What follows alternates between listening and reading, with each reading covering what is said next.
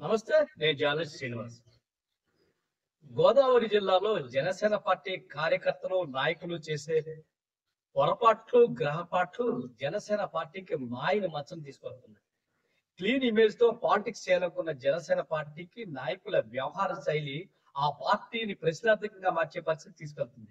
ప్రజాక్షేత్రంలో జనసేన పార్టీని పూర్తిగా కూడా ఏమిటి అని ప్రశ్నించే పరిస్థితి తీసుకెళ్తుంది.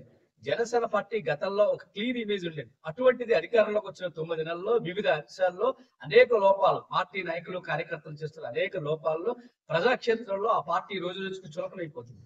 ప్రస్తుతం అటువంటిది గోదావరి జిల్లాలోని తూర్పు గోదావరి జిల్లా గోపాలపురం నియోజకవర్గంలో సంభవించింది. దీనికి సంబంధించి ఆ పార్టీ నియోజకవర్గ ఇన్ఛార్జ్ సువర్ణరాజు 4,000 టన్నుల బియ్యాన్ని అమ్ముకొని సొమ్ము చేసుకున్నది పెద్ద వార్త హల్చల్ చేస్తుంది. దీనికి సంబంధించి పూర్వపరాలను ఒక్కసారి పరిశీలిస్తే విజయవాడ వరద బాధితులకు అన్ని వర్గాల నుంచి పెద్ద ఎత్తున సహాయం అందించేందుకు అందరూ కూడా తమ వంతు కృషి చేశారు. దానిలో భాగంగా గోపాలపురం నియోజకవర్గంలో జనసేన పార్టీ కార్యకర్తలు నాయకులు ఒక అడుగు ముందుకు వేసి గోపాలపురం నియోజకవర్గంలోని ద్వారకాద్రి మండలం, నలజర్ల మండలం, దేవరపల్లి మండలం, గోపాలపురం నియోజకవర్గ మండలాల్లో పూర్తి స్థాయిగా గ్రామ బాట పట్టి గ్రామాల నుంచి 4,000 టన్నుల బియ్యాన్ని సమీకరించారు. వీన్నింటినీ కూడా విజయవాడ వరద బాధితులకు అందించేందుకు ప్రణాళిక సిద్ధం చేశారు. అయితే అప్పుడే ప్రభుత్వం ఏదైతే వరద బాధితులు వారందరికీ కూడా సివిల్ సప్లై శాఖ ద్వారా, పౌర సరఫరా శాఖ ద్వారా వారందరికీ కూడా ఎటువంటి ఇబ్బందులు లేకుండా బియ్యాన్ని అందిస్తామని చెప్పడం జరిగింది. అప్పుడు వీరు ఆలోచన దీని ఏమనుకున్నారంటే, ఈ బియ్యం వారందరికీ అందించడం ఇప్పటికే ప్రభుత్వం అందిస్తుంది కాబట్టి ఈ బియ్యాన్ని ఏం చేద్దామని పునరాలోచన పడ్డాం. అక్కడికి ఈ అంశం తెరమరుగైపోయింది. అయితే దరిమిలో కొంతకాలం అసలు ఈ అంశం ఎవరు పట్టించుకోలేదు. ఆ 4,000 టన్నుల బియ్యం ఏమైంది ఏ ఒక్కరు పట్టించుకోలేదు. అంటే ఆ కాలగర్భంలో ఆ విషయం వెళ్ళిపోయింది. గత కొన్ని రోజులుగా నామినేటెడ్ పదవుల కోసం గోపాలపురం నియోజకవర్గంలో జనసేన పార్టీ తమ కోరికలను బయటపెట్టే ప్రయత్నం చేసింది. తమ జనసేన పార్టీకి కొన్ని సీట్లు అడుగుతున్నారు. ప్రధానంగా నల్లజర్ల సొసైటీకి సంబంధించి నల్లజర్లలో 2 సొసైటీలు ఉన్నాయి. అందులో ఒక సొసైటీని జనసేన ఇవ్వమని అడుగుతున్నారు. దీనికి సంబంధించి జిల్లా జనసేన పార్టీ నాయకులందరూ కూడా కూలంకషంగా చర్చించుకునేందుకు కార్యక్రమం ఏర్పాటు చేసుకున్నారు. ఆ విషయంలో ఒక వర్గం పూర్తిగా ఒక వర్గం ఈ అంశాన్ని తెర మీద తీసుకొచ్చింది. సువర్ణరాజు ఆ 4,000 టన్నుల బియ్యాన్ని అమ్ముకొని సొమ్ము చేసుకున్నారనేది తెర మీదకి వచ్చింది. ఒక్కసారిగా ఈ వార్త దావాడలాగా రాష్ట్ర వ్యాప్తంగా వచ్చింది.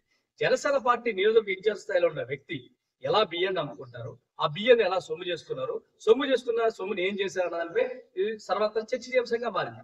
ప్రస్తుతం అసలు ఈ అంశానికి సంబంధించి సువర్ణరాజు 4,000 టన్నుల బియ్యాన్ని సేకరించిన తర్వాత కొంతకాల ప్రభుత్వ నిర్ణయంతో ఏం చేయాలో తెలియని పరిస్థితుల్లో ఆ బియ్యాన్ని అట్టే పెట్టారు. కొంతకాలం తర్వాత దాన్ని ఆవుపాడులోని నల్లజర్ల మండలం ఆవుపాడులోని బీర్ ఫ్యాక్టరీకి ఆ బియ్యాన్ని అమ్మడం జరిగింది. అమ్మినందుకు ఆయనకి 10,64,000 రూపాయలు వారందరూ అకౌంట్ ద్వారా ట్రాన్స్ఫర్ చేయడం జరిగింది. అయితే ఈ అకౌంట్ ను పూర్తిగా కూడా అంటే పార్టీ అంతర్గతంగా దీని మీద ఒక చర్చ నడుస్తుంది. ఇది సీఎం రిలీఫ్ ఫండ్కి ఇవ్వాలి లేదా పార్టీ నిర్వహణ బాధ్యతకి ఇవ్వాలన్న దాని మీద ఒక చర్చ నడుస్తుంది. ఇది ఆ పార్టీ అంతర్లీనంగా ఉంది.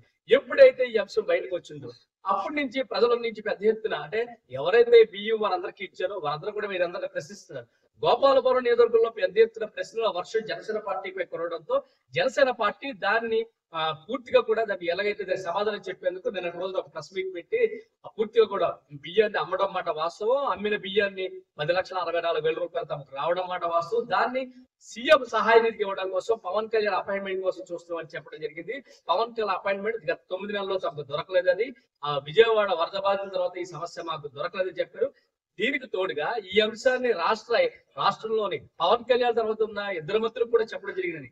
అంటే రాష్ట్ర పౌర సరఫరాల శాఖ మంత్రి, ఏలూరు జిల్లా మంత్రి, ఏలూరు జిల్లా ఇన్ఛార్జి మంత్రి నాదెండ్ల మనోహర్ కు చెప్పాం. అదే విధంగా తూర్పు గోదావరి జిల్లాకు సంబంధించిన కందుల దుర్గేష్ కూడా ఈ వ్యవహారం తెలుసు. అంటే బియ్యాన్ని అమ్ముకున్నామని సంగతి వాళ్ళు చెప్పాం. వాళ్ళు మా దగ్గర డబ్బులు ఉన్నాయని తెలుసు అన్నారు. ఈ విషయం గుట్టు చప్పుడు కాకపోతే గుడుక్కుని మింగేద్దురు అనే విషయం పెద్ద ఎత్తున ఈ ప్రశ్న అందరికీ వినబడుతుంది. కానీ జనసేన పార్టీ మాత్రం తమ తప్పులు కప్పిపుచ్చేందుకు ప్రయత్నం చేస్తుందా లేకపోతే పొరపాటు జరిగిందని చెప్పే ప్రయత్నం చేస్తుందో తెలియదు. కానీ మొత్తం మీద అయితే మాత్రం ఈ వ్యవహారాన్ని అయితే ఒప్పుకోదు. 4,000 రూపాయలు 4,000 టన్నుల బియ్యాన్ని అమ్ముకోవడం జరిగింది. దాని ద్వారా వచ్చిన డబ్బుని మేము ఈ విధంగా పొందుపరచడం జరిగింది. దీన్ని ముఖ్యమంత్రికి ఇవ్వడానికి జరుగుతుంది. నిన్న కొట్టబద్దలు కొట్టేశారు. ఏదేమైనప్పటికీ సువర్ణరాజు తీసుకున్న నిర్ణయం, సువర్ణరాజు ఎంతకాలంగా దాన్ని బహిరంగంగా చేయకపోవడం వల్ల ఇప్పుడు ఆయనకి మాయలు మచ్చగా ఇది మొత్తం జనసేన పార్టీకి కూడా కళంకితంగా మారింది. జనసేన పార్టీ దీనిపై ఇప్పుడు స్పందించాల్సిన అవసరం ఉంది. జనసేన పార్టీ ప్రజల్లోకి వచ్చి చెప్పాల్సిన అవసరం ఉంది. ఎందుకంటే గోదావరి జిల్లాలో ఒక్కసారి మాత్రం నమ్మకాన్ని కోల్పోతే అది చాలా పెను ప్రమాదంగా మారే అవకాశం ఉంది. జనసేన పార్టీ ప్రస్తుతం అనేక సమస్యలు ఎదుర్కొంటుంది. అట్లో ఇదొక సమస్యగా మారిపోయే పరిస్థితి ఉంది. అంటే క్యారెక్టర్ పార్టీ యొక్క నియమ నిబంధనలు కాదని ఈ విధంగా అంటే అమ్మడం అంటే ప్రజల నుంచి వచ్చిన ధనాన్ని ధనంగా మార్చినప్పుడు, ప్రజల నుంచి వచ్చిన ధాన్యాన్ని ధనంగా మార్చినప్పుడు జరిగిన పరిణామాన్ని ప్రజలకు వివరించవలసిన నాయకులు వివరించకపోవడం వల్ల అనేక అనర్థాలకు దారితీస్తుంది. ఈ రోజు జనసేన పార్టీ తెలిసి చేసినా తెలియక చేయకుండా చేసిన ఆ సమస్య మాత్రం చాలా పెద్దదిగా కనబడుతుంది.